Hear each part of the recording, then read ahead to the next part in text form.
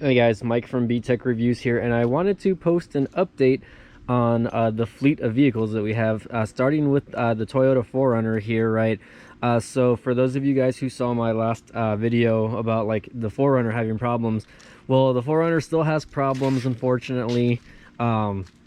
This thing, hold on, still looking real nice and pretty, by the way.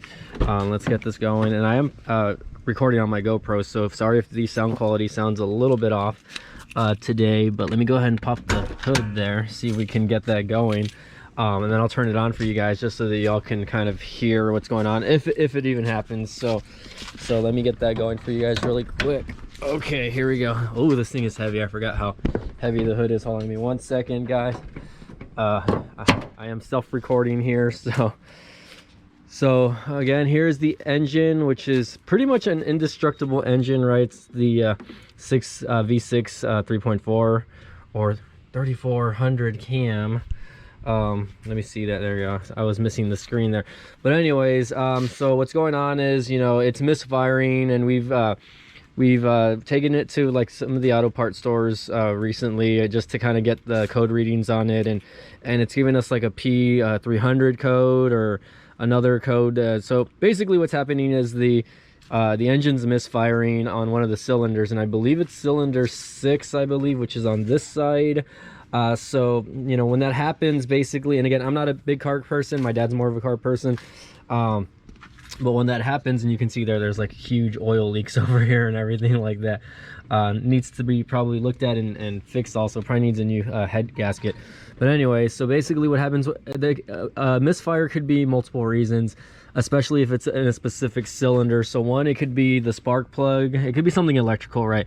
So it could be the spark plug wiring, the actual spark plug, or it could even be a fuel injector. So far we've already replaced all of the spark plugs, and when you turn it on, it runs okay, but then after maybe like 2 or 3 minutes of it actually being on, like I drove it a little while ago, it decided to start misfiring. So it'll turn on and run real smooth, and then it'll just again go out and it'll start misfiring on one of the cylinders.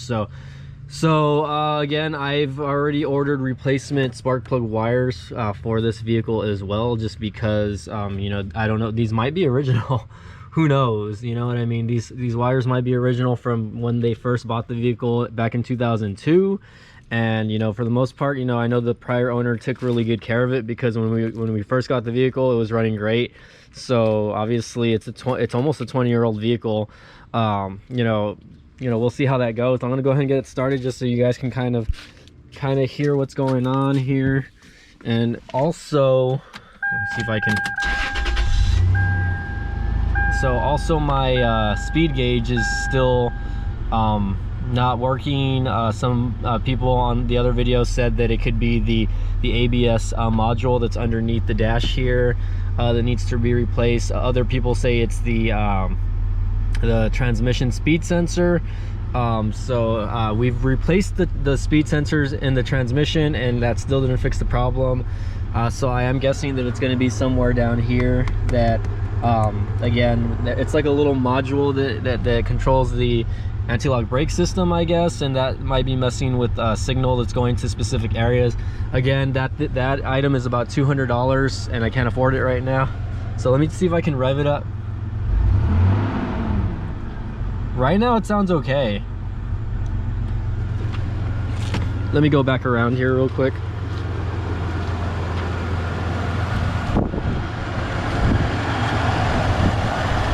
So far it sounds good, but I can kind of hear a little bit of jankiness or misfire.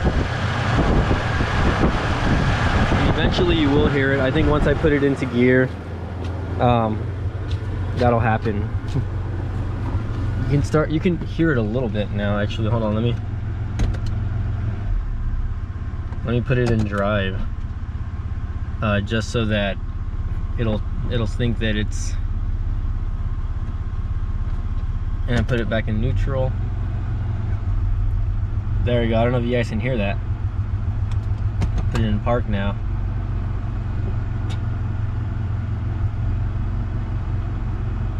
and you can see the idling. Again, I'm gonna put it in drive, and then it'll just randomly start misfiring. So I'm not 100% sure what's going on with that. Again, I think it might be a fuel injector. I ordered a fuel injector which cost maybe like $18 on eBay. Let me put it in neutral here.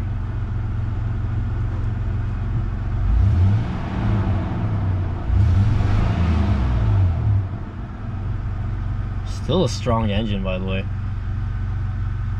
and it does knock a little bit. And again, let me put it back in parked. So far it seems to be running okay, but the misfire is there. I don't know if you guys heard it in the actual video there, or when it was happening, but it does misfire, and we're just gonna have to do trial and error with this old school 3rd gen 4Runner. Again, you know, I want to give my dad a big shout out first of all, because he's been helping me out with this. He's an old school car guy, and you know, he knows what he's doing, or he knows at least for the most part what he's doing. There you go. You can hear the misfire a little bit now, and it just happens off and on. Like, it's not happening consistently. We also replaced the ignition coils, which go on this side actually. I'm not sure if you guys can see that right there where my finger is, right there.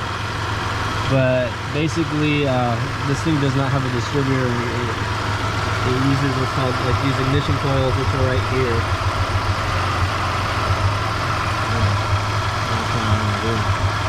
You can hear the misfires though. It's happening now. Anyone that's a car guy, maybe post up a comment in the towel section down below, and maybe give your feedback on what's happening there.